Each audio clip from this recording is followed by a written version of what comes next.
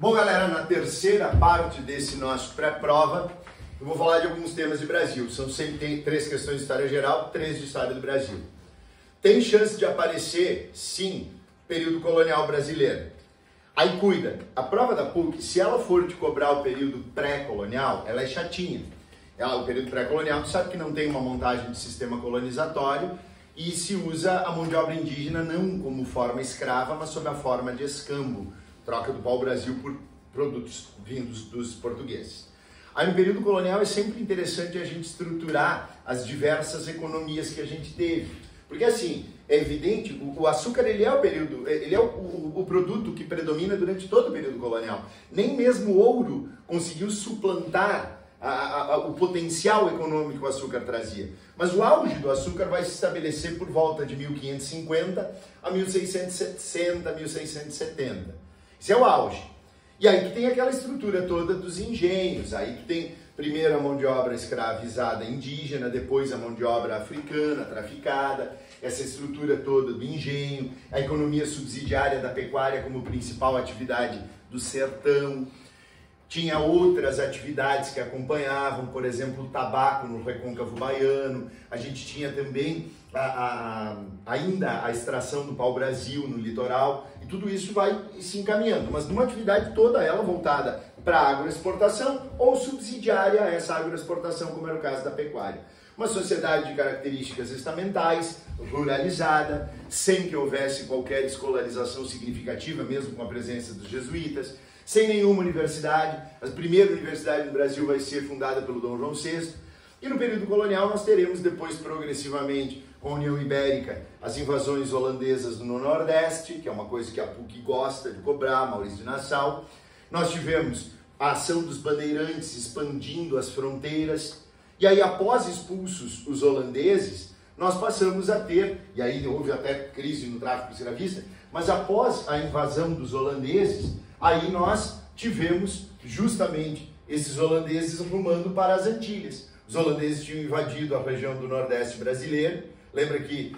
por que os holandeses, inclusive, invadiram? Porque assim, ó, durante a União Ibérica, a Espanha, que era Habsburgo, ela tinha tanto o imperador do Sacro Império quanto o rei da Espanha. Eles eram dominantes nessa área. Eles dominavam. Eles tinham um poder simbólico aqui no Sacro Império, mas tinham um poder absolutista na Espanha. E a região dos Países Baixos, Bélgica e Holanda, naquele momento estava sob domínio da Espanha e estava em guerra de independência. Uma guerra que durou 80 anos. E em meio a isso a gente tem os espanhóis proibindo os holandeses de negociarem com os seus domínios. Aí os holandeses criaram a Companhia das Índias Orientais e atacaram possessões portuguesas aqui na África e na Ásia. Passaram a dominar o tráfico escravista, inclusive, que levou um novo ciclo de caça aos indígenas. E depois acabaram organizando a Companhia das Índias Ocidentais, que invadiu o Brasil. E aí essas invasões dos holandeses no Nordeste tiveram o seu auge. A primeira foi fracassada na Bahia, tiveram o seu auge com Maurício de Nassau em Pernambuco. Termina a União Ibérica em 1640 e em 1644 Maurício de Nassau foi demitido. Aí o que acontece é que os novos governantes holandeses começaram a cobrar dos senhores de engenho, começaram a cobrar dos lavradores, começaram a cobrar as dívidas desses caras. E isso trouxe a insurreição pernambucana, a luta para expulsar os holandeses do Nordeste. Os holandeses saem do Nordeste e acabam indo para as Antilhas, onde passam a produzir significativa quantidade de açúcar, que entra em concorrência com o produto brasileiro. Por isso que, na segunda metade do século XVII em diante, Portugal estimula novas frentes de exploração econômica. O ciclo das drogas da floresta na Amazônia, comandado pelos jesuítas, mas que teve também a participação das entradas, aquelas organizações de expedições militares financiadas pela coroa, oficiais. Em meio a isso também os bandeirantes foram decisivos, porque acabaram encontrando ouro na região das Minas Gerais e encontraram ouro também em Goiás e Mato Grosso. Aí vem o século XVIII, ciclo da mineração, uma maior integração de economias regionais, a pecuária no extremo sul como subsidiária à atividade mineradora. Mas aí o que mais eu acredito que os caras podem cobrar de vocês são as coisas relativas à independência do Brasil. Reforço, o vídeo de efemérides é necessário, quem ainda não assistiu, assista. Algumas características fundamentais.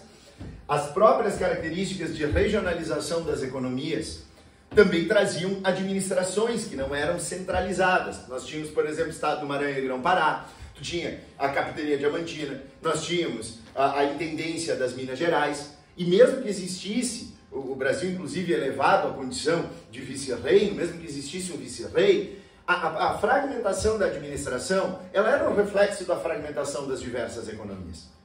E isso se refletiu também na fragmentação das lutas de independência.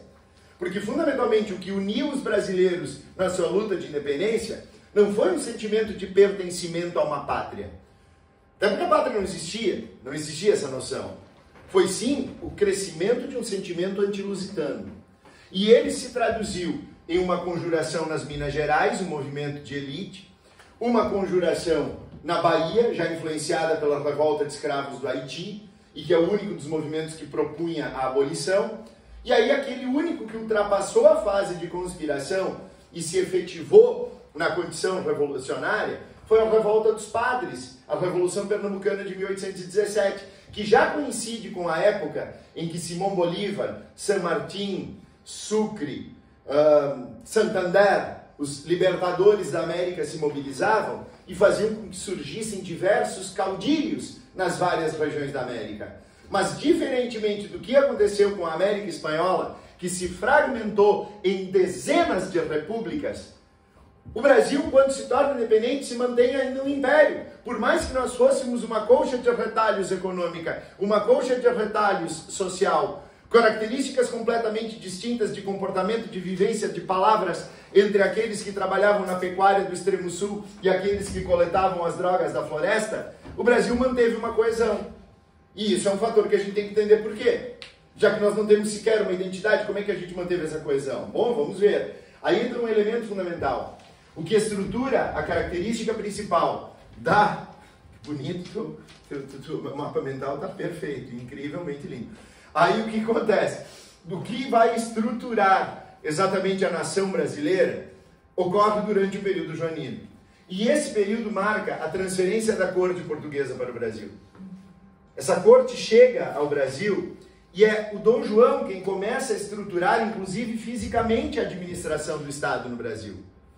Porque ele recebe de presente lá o Palácio da Quinta da Boa Vista. A PUC não é muito de fazer grandes análises, de, por exemplo, aquela ideia da formação do patrimonialismo político no Brasil, as relações entre a elite brasileira e a elite portuguesa, ela é mais de factualidade. E aí a gente vai ver o Dom João, e o que eu quero dizer com essa interiorização? Cara, toda a administração metropolitana veio para o Brasil quando o Dom João e a corte fugiram do Napoleão. E aí vieram com apoio inglês. E aí o Dom João, dentre outras coisas, ele vai romper a característica essencial do pacto colonial, que é o monopólio da metrópole sobre a colônia. Ele vai abrir os portos brasileiros. Ele vai anular o alvará de Dona Maria. Ele vai liberar manufaturas, embora isso não tenha acontecido. E ele até pensa em incentivá-las. É um dos objetivos da criação do Banco do Brasil. A outra coisa é que esse cara depois vai fazer os tratados comerciais com a Inglaterra, dando privilégios. Já começando um comprometimento em combater o tráfico escravista, embora isso não seja colocado em prática. E além disso, dando liberdades religiosas e jurídicas aos ingleses aqui no Brasil e lá em Portugal. Isso deixa insatisfeita boa parte da burguesia e até da pequena nobreza de Portugal. Mas isso satisfaz bastante a elite brasileira. Então ali já começa uma transição. E aí o que mais a gente vai ter? Cara, o cara construiu a Biblioteca Nacional. O cara vai fazer a primeira faculdade do Brasil, a Escola Superior de Belas Artes do Rio de Janeiro, incrementada principalmente depois de 1815, com a paz com a França, vinda da missão artística francesa. Esse cara vai fazer a Casa da Moeda, velho. Que aí tem até aquela situação lá da troca de projetos que acabou indo o projeto lá para o Chile e virou a moneda, o palácio deles. E aí a outra coisa é que a gente vai ter também o Jardim Botânico. A imprensa régia, o primeiro jornal no Brasil. Claro que é uma imprensa leal ao rei, é uma imprensa oficial, mas é o primeiro jornal. Então, esse cara está fazendo a Faculdade de Medicina em Salvador. Não sei se inscreveram, inscrições abertas para o vestibular Faculdade de Dom João VI. Estou brincando, tá? Mas, a partir dali se criam condições. E percebam que a estrutura que está acontecendo não é para um país que virará republicano. É toda uma estrutura formada em torno de uma monarquia. Tu não tem um prédio para o executivo, um para o judiciário, outro para o legislativo. Tudo é na mesma casa, porque tudo é o rei. Isso é o antigo regime. Só que essa figura da monarquia é a figura fundamental para explicar a unidade que se manteve. Porque unidos no combate a Portugal, os brasileiros também eram unidos por duas outras coisas. Não apenas esse sentimento anti-lusitano que vai se formando, mas eram unidos em torno da figura do rei, o rei como um símbolo. Não é de graça que a coesão do Império Brasileiro se estabeleceu pela solução monárquica. A outra coisa, os brasileiros também eram unidos em torno do catolicismo. E a figura do rei, sendo um representante de Deus, um herdeiro de São Sebastião, isso era muito importante. Isso impactava muito a população.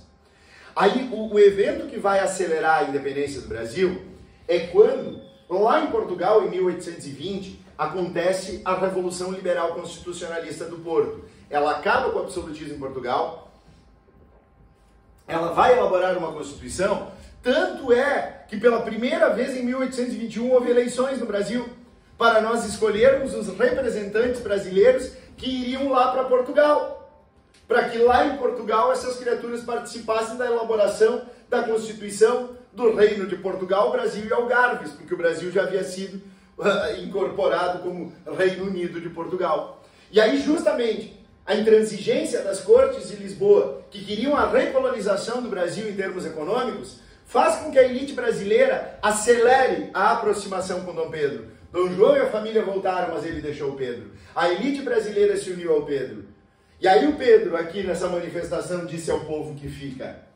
E a partir dali, a outra situação que acontece é que progressivamente a independência vai ser estabelecida. 7 de setembro de 1822, Brasil independente. Já em outubro, o nosso simpático Pedro se torna imperador. Aí não se esqueçam, deem uma olhada lá no vídeo das efemérides. Depois, não acredito que eles venham a cobrar segundo reinado. Eu daria mais uma revisadinha assim nas revoltas do período regencial. Lembra? Cabanagem lá no Grão-Pará de características populares, a balaiada no Maranhão também popular, sabinada classe média, malês na Bahia, escravizados que sabiam ler e eram muçulmanos, lutavam pela independência e liberdade religiosa. E a maior guerra civil da história brasileira, a Guerra Farroupilha no extremo sul.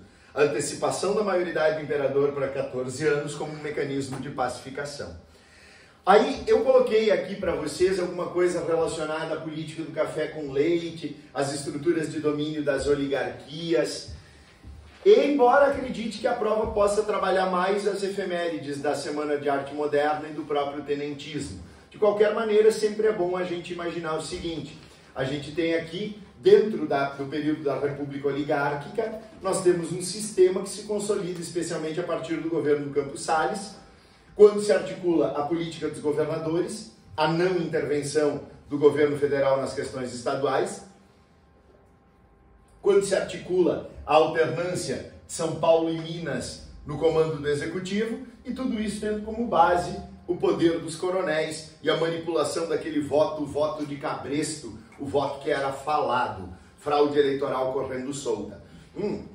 Lembra? A gente tem 3 eleições em que aconteceram rupturas desse sistema oligárquico. As eleições mais significativas são as eleições de 1910, quando nós tivemos o Hermes da Fonseca, representante de Minas, gaúcho que foi indicado, e ele que era um militar, parte de São Paulo não gostou e apoiou o Rui Barbosa. E esse Rui Barbosa comandou a campanha civilista. Aí, meus amores, deem uma olhada. A partir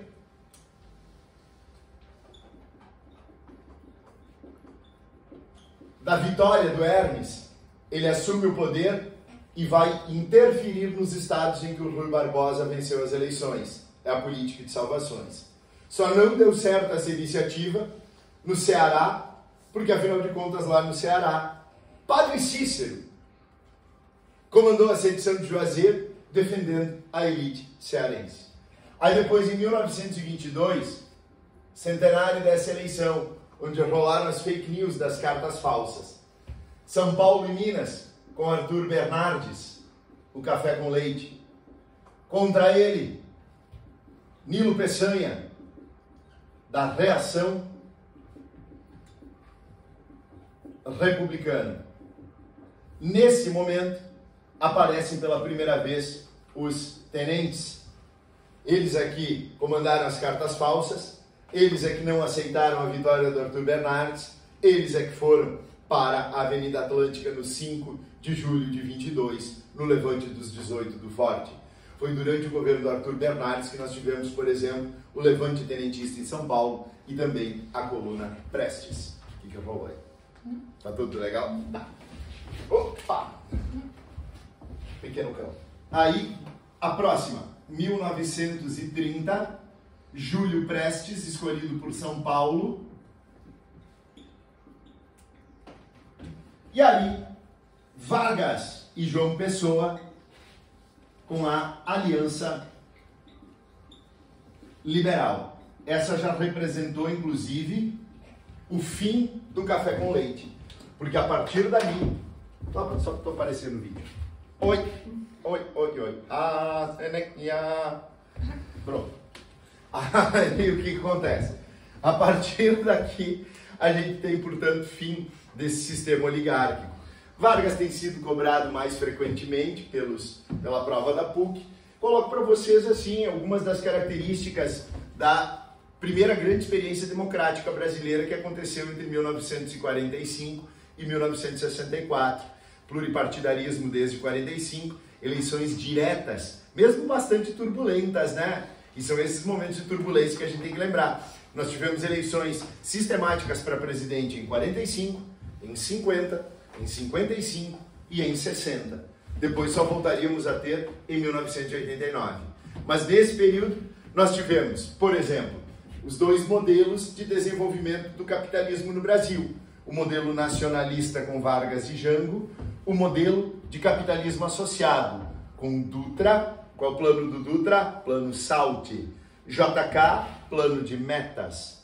E depois com os militares consolidando, aí já não mais na época da República Democrática Populista, mas com a própria ditadura civil-militar, tanto o PAEG do Castelo Branco quanto os dois PNDs, o primeiro da Era Médici, o Milagre Econômico, o segundo PND do Geisel, aquele do pragmatismo responsável do prólogo.